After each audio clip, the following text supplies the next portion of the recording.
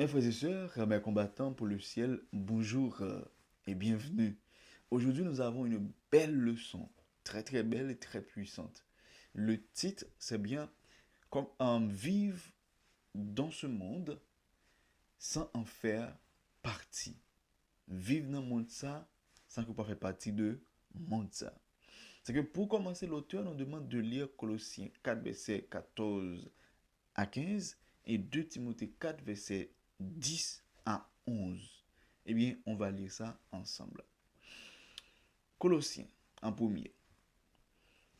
Luc, le médecin bien-aimé, vous salue, ainsi que Démas.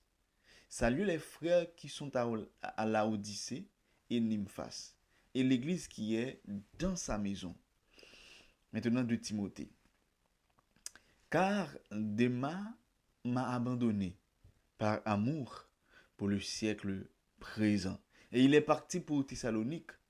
Christian est allé en Galatie, Tite en Dalmatie, Luc seul est avec moi. Prends Marc et amène-le avec toi, car il m'est utile pour le ministère. Maintenant, l'auteur nous demande en quoi Luc se distingue-t-il de Démas et pourquoi. Eh bien, pour une meilleure compréhension, je vais vous présenter le contexte de Colossiens 4, versets 14 et 15 et de Timothée 4, versets 10 à 11. Contexte de Colossiens, c'est que Paul écrit aux Colossiens depuis la prison. C'était lors de la première captivité à Rome. C'est qu'à la fin de la lettre, il envoie des salutations de ses collaborateurs. Ok? Eh bien, mes frères et sœurs, il mentionne que Luc, le médecin bien-aimé, est Démas inclus parmi ses compagnons. À ce moment-là, Luc et Démas sont tous deux collaborateurs de Paul. Ils sont considérés comme collaborateurs dans l'œuvre du Seigneur. C'est que pour le Timothée, le contexte c'est que cette lettre est écrite beaucoup plus tard. Ok? C'est que c'était lors de la deuxième captivité de Paul, juste avant la mort même de Paul. C'est que le contexte est très différent parce que Paul est abandonné seul, en souffrance, et il écrit avec un ton personnel et même urgent. Il dit clairement, Démas m'a abandonné par amour pour le siècle présent. Luc est seul avec moi. C'est que, mes frères et sœurs, l'épreuve est plus dure. Et maintenant, le tri s'est fait parmi les collaborateurs. Là, nous sommes en face trois personnages. Paul, Luc et Démas. Démas et Luc sont tous deux collaborateurs de Paul. Tandis que ces deux personnes-là sont vraiment différentes. L'on prend Luc et Démas, c'est deux mondes différents. Mais nous prenons ça dans la leçon, mes frères et sœurs. Ok?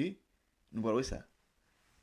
Ces deux personnes-là sont différentes. La question que nous devons poser maintenant, c'est en quoi Luc se distingue de Démas et pourquoi.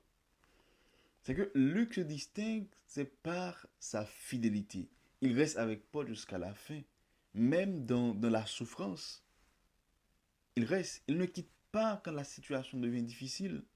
Non, il est toujours là. C'est que Luc égale fidélité, constance, amour de l'œuvre. Tandis que Démas se distingue par son abandon.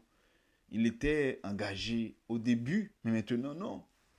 Il part par amour pour le siècle présent. De là, ça peut inclure aussi le confort, la peur, à cause des attraits du monde, à cause d'une foi moins enracinée. De masse égale attachement au monde matériel. C'est que Luc se distingue de Démas, c'est par sa fidélité dans l'œuvre, alors que Démas abandonne. à cause de son attachement au monde présent. C'est que Luc reste aux côtés de Paul jusqu'au bout, montrant un engagement sincère et durable envers Dieu et envers l'œuvre de Dieu. Souvent, je dis, ce n'est, ce n'est pas parce que quelqu'un commence bien qu'il finit bien. Non. C'est que entre Colossiens et 2 Timothée, une chose change. C'est que l'épreuve révèle les cœurs. Le temps révèle la vraie nature de l'homme. Maintenant, je parle directement à moi et je dis, Caleb, quand tout devient difficile, seras-tu comme Luc, qui reste, qui endure, qui supporte malgré les moments noirs, ou seras-tu comme Démas, qui part? Est-ce que ou après te camper à Dieu lorsque yo demandé pour moun sanctifier le dimanche pour travailler le samedi, est-ce qu'on est capable de supporter? Maintenant, je parle avec toi. Quand tout devient difficile, noir, obscur, seras-tu comme Luc qui reste, qui endure, qui supporte malgré ces difficultés, ou seras-tu comme Démas qui part? Est-ce que lorsque vous parlez demander pour sanctifier le dimanche, est-ce que on va travailler le samedi pour sanctifier le dimanche?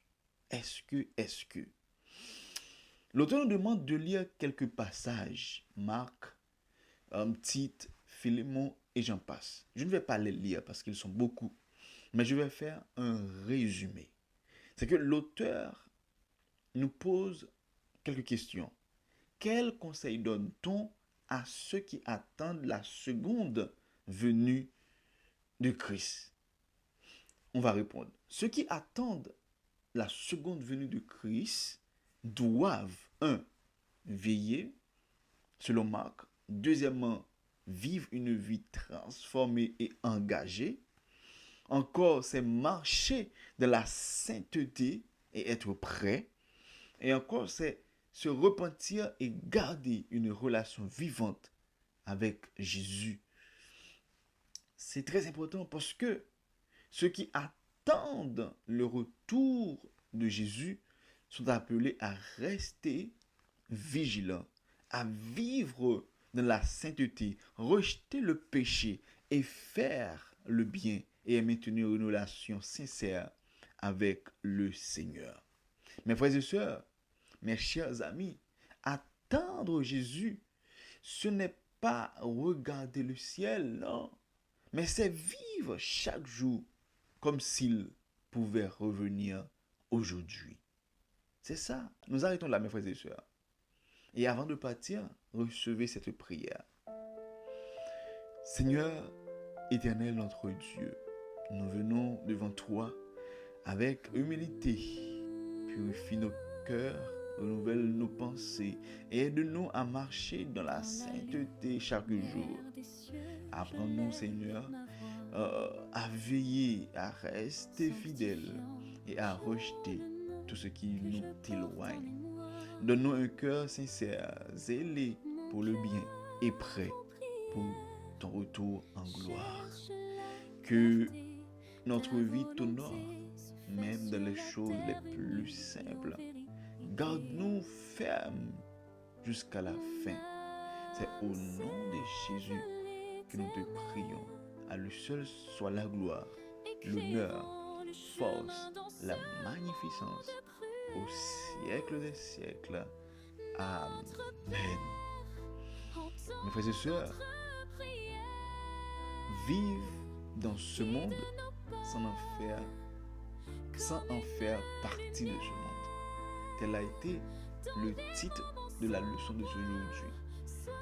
C'est que même j'ai avec Luc, on était jam. Même que bagay yo noir, jam. Même que yo blanc, jam. Même que yo bagay yo bon, jam. Même que yo pas bon, jam. Parce que Dieu n'y tenait compte de toute bagaille. C'était votre serviteur, Guy Caleb. Ciao, à demain matin si Dieu le veut.